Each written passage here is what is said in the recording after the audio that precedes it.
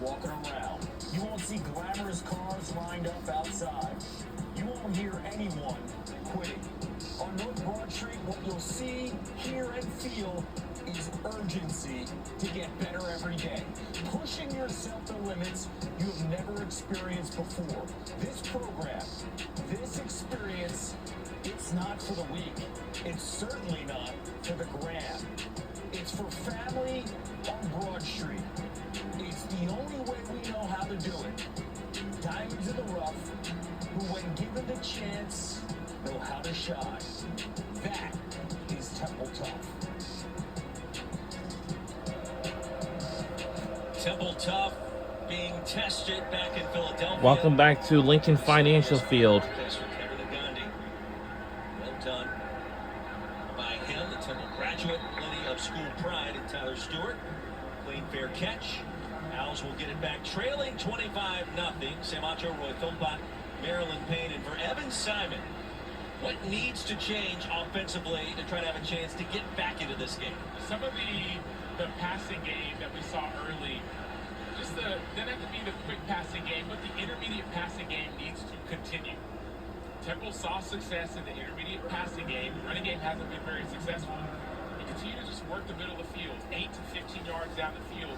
They've been successful. Owls have run 15 offensive plays in the half. Oklahoma with 15 first downs. Simon keeps it. Diving ahead across the 30. Kobe McKenzie a tackle. And a gain of approximately 6 on first down. A little quarterback run game probably wouldn't be a bad thing for the Owls. Correct. Sometimes the game plan has to change. We talked to the coaching staff. They said, hey, man, we're going to run it a lot. We're going to run it early. Well, the running game hasn't been effective. So now you change to maybe the quarterback run or some of the... Second and 3. Not just the quick passing game, the intermediate passing game, based off how the defense is playing it. Simon back to the air, Kush a reception, third time he's been targeted. Right back to the line of scrimmage, McKenzie and Lewis right on top of him. And the problem, Roy, as well is a lot of these drives have been either 3 and out or 1 first down and out. I heard my band is playing in the background. Back on the field, but it dissipates your confidence as an offense. You think, man, can we get anything going? So this first down will be critical for that Temple Tough mindset. Sooners showing pressure against the 4-man front. Here they come. Wide open path to the quarterback. And looking for Colin Chase. It's incomplete. Kobe McKenzie shot out of a cannon, and Simon barely had a second. Yeah, but we talk about alligator arms, right? Colin Chase had an opportunity to catch that ball across the middle. You have to be able to make this play for your quarterback. You can't short arm it. You can't stop in the middle. I understand you might get hit. You need that first down. So those are plays that Temple isn't making that's keeping them from being competitive in this game. 3 drops for the Owls on offense. 4th and 3. 5 total drives, 4 3 and outs. Isaiah Satania. Clean grab at the 25. On a 42. Sooners will get it back. Monday Night Football. We've got a doubleheader this week. Bucks Texans. Special start time of 7 Eastern, 4 Pacific. On ESPN, ABC, and ESPN Deportes. The Chargers and Raiders on ESPN and ESPN Deportes, both also available. The new ESPN app coverage kicks off at 3 Eastern with NFL Live and then SVP. The Monday Night Countdown crew at 5 o'clock. And well, it's a pretty big deal when Pete Carroll and Jim Harbaugh get together when you have your own dedicated page on Wikipedia chronicling all of the events that happened back in the old Pac-12 when Coach Carroll was at SC and Jim Harbaugh was at Stanford. You know it's a pretty big deal. And if fast forward to the NFL, when Coach Carroll was at Seattle Seahawks and Harbaugh was with the 49ers, they asked Pete Carroll earlier this week, hey, do you have any fond memories? And he said, no, I have none. No fond memories of Jim Harbaugh. Nobody has it better. Jim Harbaugh is. Chargers. On the slant to Burks. Gain of 20. Pitch and catch right now, so easy for Mr. Mateer. And the reason why is that this Temple defense, they understand the speed of Oklahoma. So they're playing a little bit off, they even say soft, so that they don't get beat over top. Oklahoma says, okay, I get it. You don't want us to take shots over the top. We'll just go 5, 10, 15 yards and catch and run.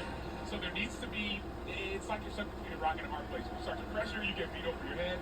If you stay off, you're going to keep on winning underneath.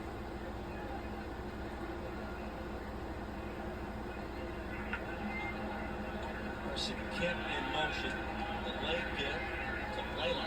Oh, but Checking yeah. in with Marilyn Payne.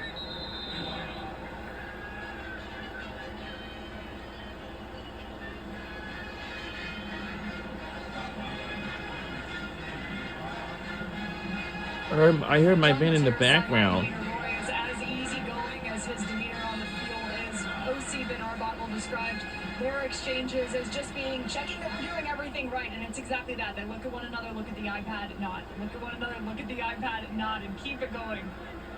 You think about the quarterback room in Washington State a couple of years ago. Sidearm delivery was batted down by Croma. You have Cam Moore, the future 3rd and 9. draft pick this past year's NFL draft, and in Mateer backing him up. Ben Arbuckle said this week, you know, he's not Cam Moore, not just yet, but he's not far off. Yeah, he said he's close. I got a chance to talk with Cam Moore's dad earlier in the week, and he said, man, Ben Arbuckle convinced Cam Moore to come back to Washington State for that second year. There was a level of confidence, level of trust. And yes, we heard that Mateer is not Cam Moore, but he said, man, he is close. 3rd down so far. OU's been pretty much unstoppable. Sooners need 9 here. Mateer needs it. Incomplete. Batted away at the last minute by London Hall. So one thing we did hear from Temple, we said, hey, what's the plan to try to slow down this offense? He said, man, Mateer may put the ball in harm's way. He said tips and overthrows will happen, but when those happen, you have to be able to convert. So great job by London Hall with the tip. But plays like that, they have to start rolling your way and bouncing your way if you want to get that confidence going again. So Jacob Ulrich was injured last week. Was not the starting punter. We saw him on the field. He caught a 2-point conversion earlier today. But Grayson Miller handled the kicking chores here. The side of the foot. That'll whistle dead near the 16. Punt of 38. Temple gets it back in desperate need of some points here in Philadelphia after this. We'll be right back on the other side. Don't you go anywhere.